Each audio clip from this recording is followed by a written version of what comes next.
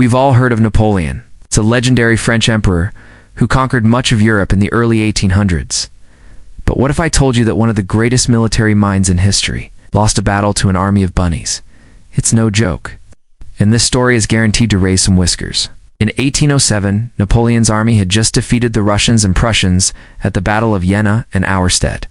To celebrate, he decided to throw a victory party and invited the leaders of his conquered territories to a grand rabbit hunt. His chief of staff, Alexander Berdier, was in charge of planning the festivities. And according to his reports, hundreds, maybe even thousands of rabbits were rounded up and placed in nets near the town of Weimar. On the day of the hunt, Napoleon and his men rode out to the fields, ready to shoot the rabbits. But as soon as the nets were released, something strange happened. Instead of running away in terror, the rabbits charged at the humans.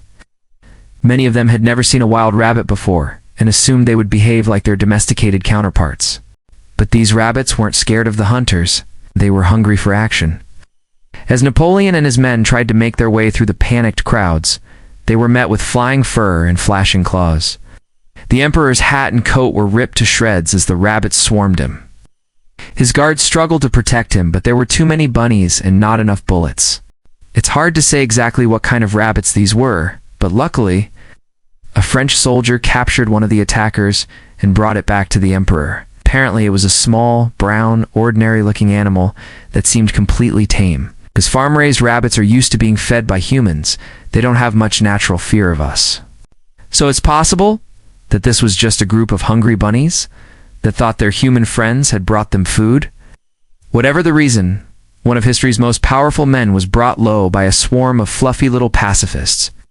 And as far as historical defeats go, this one is pretty embarrassing. The Rabbits' Rebellion didn't last long. Eventually, the soldiers were able to clear a path for Napoleon and his party to escape on horseback. But for a few minutes there, it looked like the emperor might be dethroned by a warren of furry little patriots. This bizarre episode is just one of many strange anecdotes in military history. For more hilarious tales from the battlefield, stay tuned.